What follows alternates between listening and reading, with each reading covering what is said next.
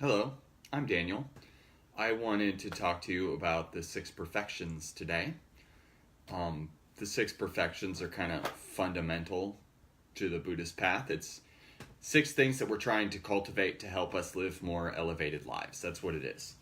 And I'm going to use this text called The Mirror of Zen by Master Sosan, as translated by Bopjong. It's a text I like a lot, The Mirror of Zen. It's a text I think about and teach from a lot. So I really want to share this text with you. And I'll post a link in the comments so you can see where to get it yourself. So this text was written by a teacher named Sosan in the 1500s in Korea, and a lot of old texts like this aren't very accessible today, but this is a very accessible text. It's very, except for a few parts, it's very easy to read. It's in verses, so it's also short and easy to read, but it's the kind of thing you're kind of supposed to read slow, I think, rather than, we could burn right through it, but I think that that's not the intended way for texts like these to be read. So I wanted to talk about the six perfections, and I didn't know if I'd be able to use this text for that, but if I looked around in it until I found the six perfections in there, and I did. So I was very happy about that. I'm going to talk about some verses, and we're going to talk about how these relate to the teaching of the six perfections. And I'm going to go in order of how the perfections are normally taught, which are generosity, virtue, patience, diligence, wisdom, and concentration. I'm going to go through those in the order they're usually taught instead of in the order they appear in the book. So I'm going to jump around in the book a little bit, and that's okay. So first, I'll read the verse on generosity. If a poor man comes begging from you, give him what he needs according to your means. Have great love and great compassion, considering him as if he were part of your own body. This is true charity, true sharing, true giving. I'll read that again. If a poor man comes begging from you, give him what he needs according to your means.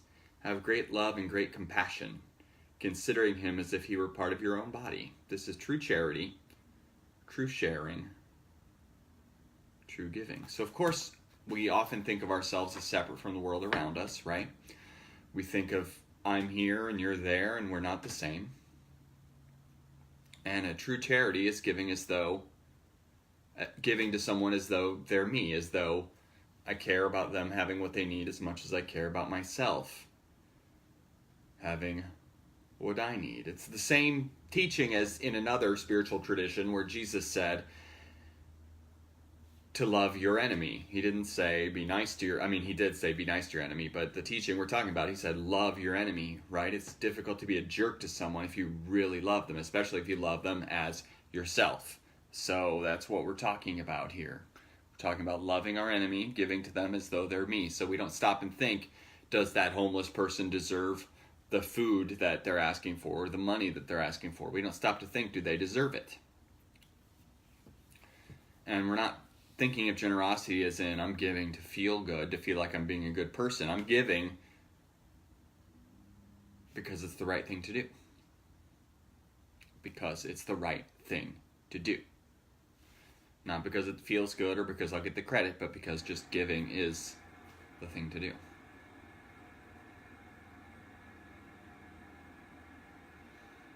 And next, we're going to talk about virtue.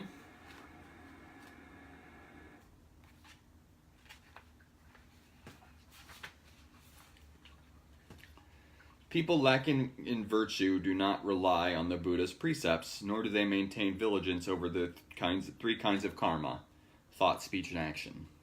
Such people lead a lazy and dissolute life, looking down on others and provoking quarrels. I'm going to read that again.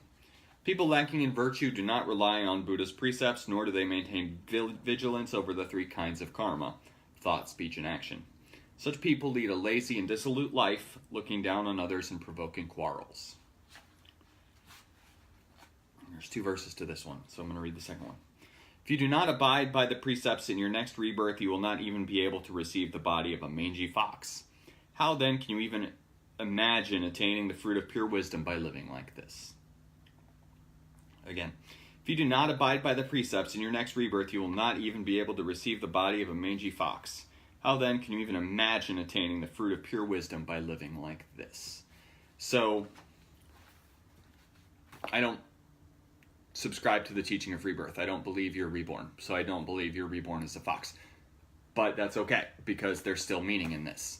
The meaning is that if we just do whatever we want all the time, if we just don't worry about doing the right thing, we don't worry about taking care of others, we don't worry about harmony. Harmony is really important when we're talking about virtue. Harmony is what it's all about. These aren't a list of commandments. We're not virtuous because we've been told to be virtuous. We're virtuous because we know that's the best way to live your life. That's the best way to live your life. So, if we're just doing whatever we want all the time, and we're stepping on others and not worrying about it, and we're just not trying to have harmony with the world around us, then we may as well be reborn as a fox, because if we're going around lying or betraying others all the time, we're not going to be able to have a very mindful life. So even from a really selfish perspective, that old saying, if I tell the truth, then I don't have to remember what lie to tell in any situation. That's what we're talking about here. We're talking about how messed up our life can get if we're going around doing things that are unvirtuous. Next is patience, and when we talk about patience in the context of those 6 perfections, it's more expansive than just patience, as in I want to cultivate an ability not to be frustrated when my kids are taking a long time to clean their room. We're talking about that, but we're also talking about patience as in weathering the storms of life, not falling apart when things get really hard, not letting little things or big things tear us down, but rather going through it. The only way out is through, getting through it. That's what we're talking about when we talk about patience. Some people like to call this forbearance instead, and I just think that's a word that doesn't mean anything to us, so I don't really do that. But I do understand the need for that, because we think patience means something different than what we're talking about here. Or rather, it doesn't mean as much as what we're talking about here. Okay, so patience. Though someone may injure you in some way, you must keep a settled, not moving mind. Do not give in to anger or resentment. When even a single angry thought appears in your mind, countless obstacles are born. Again. Though someone may injure you in some way, you must keep a settled, not moving mind. Do not give in to anger or resentment. When even a single angry thought appears in your mind, constant obstacles are born. If you have patience, the limitless, compassionate functioning of the 6 perfections cannot be attained. I'm going to read that again. I think I said it wrong. If you have no patience, the limitless, compassionate functioning of the 6 paramitas, 6 perfections, cannot be attained. If you have no patience, then none of this is gonna work. So we're gonna have a tough time if we're letting things bring us down all the time. We're gonna have a tough time if we don't do our practice when we're having a bad day. We're going to have a tough time if we are just losing our cool all the time. Then we're going to have a tough time practicing.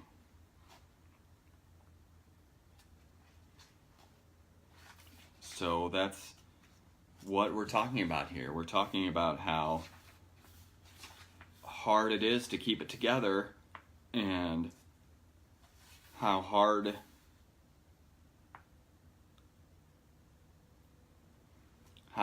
it can be if we let things tear us down. Then we're not going to practice. We're going to have a really easy time stepping off the cushion if we have no patience. We're going to have a really easy time.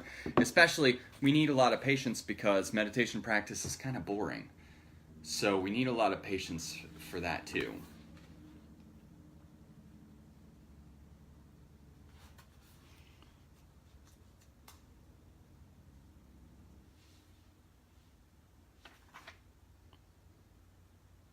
So, next is diligence.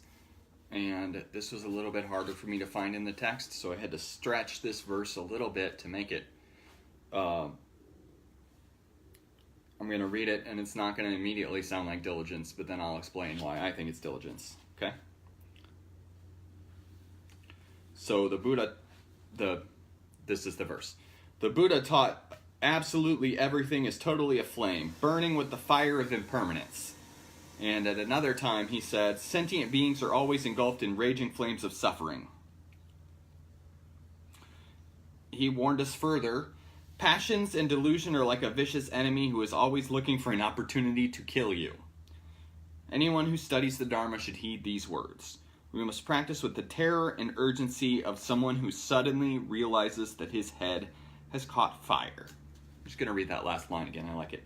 We must practice with the terror and urgency of one who suddenly realizes his head has caught fire. So I'm relating that to the perfection of diligence. That diligence means that just, and some people call this enthusiastic effort. It just means, man, we are getting to it. We are getting to the practice. We are remembering it's important, and we're focusing on it because it's really easy to get off track. It's really easy to not meditate and go watch Netflix instead. It's really easy to not show compassion and to be selfish instead. It's really easy to walk away. So we want to have diligence so that even when it's really, really hard to practice, we're still practicing. And if we reflect on it being really important, if we think the world is on fire, we're on fire with suffering, and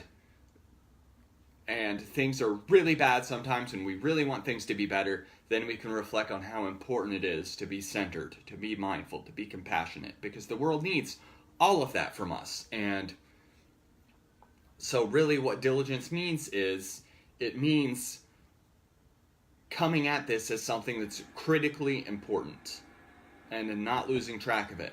If we think of our practice as a hobby, then we're going to lose track of it. We're going to get away from it when it gets boring, or we're going to get away from it when we're too busy. But if we think of our head is on fire, then hopefully we're going to be really engaged in the practice. So that is sort of the justification in the text for diligence. It's just reflecting on how important this is. So now there's only two left, and the next one is concentration. So I'm going to read another verse. When plunged into meditation, one perceives clearly the appearing and disappearing of things in the world. Pure and clear wisdom that functions with no hindrance arises from correct meditation. Pure and clear wisdom that functions with no hindrance. So when we talk about this, we're talking about the perfection of concentration. And when we're talking about that, we're talking about regular practices we've done, such as breathing meditations or following a mantra, or there's a number of other concentration practices, but it's those kinds of things, the kind of things where we have one thing that we focus on and we try to bring all our attention to that thing. That is training in concentration. And when we do that, then it helps us to develop pure and clear wisdom. It helps us to learn how to shut out the things that we don't want to focus on and to bring in reality. It helps us learn how to correctly perceive the world around us and see things as they really are, and hopefully not bring our baggage into everything all the time, or at least shut out our baggage for a little bit.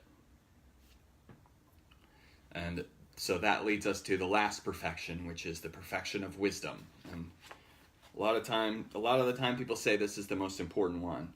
I'm not sure if I agree with that. I think they're all important. But this is the perfection of wisdom. And almost sounds like a meditation instruction, really. To empty your mind, simply reflect deeply right into it. Then you can truly have faith that, in reality, the appearing and disappearing of even one thought is itself an illusion. There is, in fact, no thing that ever actually appears. I'm going to read that again. I think it's really powerful. To empty your mind, simply reflect deeply right into it. Then you can truly have faith that, in reality, the appearing and disappearing of even one thought is itself an illusion. there is in fact no thing that ever actually appears. So we're talking about really seeing the world and ourselves as we really are. The truth is that everything's connected. Nothing ever really comes or goes because this moment is all there is and all that we have. And that's what we call correct insight into the nature of things. And we learn how to cultivate this with different kinds of meditation, such as sitting and reflecting on impermanence. That is, when we just sort of think about how things change, and keeping a big question is another way to cultivate wisdom. That is a big question like, who am I? Because if we really think about that question really hard, we like to think we have an answer. We don't really have an answer. Who am I? I don't really know, right? I can start listing things about myself, but every single one of those is going to be in relation to something else. It's like trying to define the word is. Who am I is a really hard question. We can reflect on that, and it can really help us to cultivate wisdom and help us not be so attached to our own selfishness and our own baggage and our story all the time. And that is part of what this is really about. It's about seeing ourselves as we really are. We are part of a connected whole. We don't come into the world, we come out of it. We're connected to everything else in the world.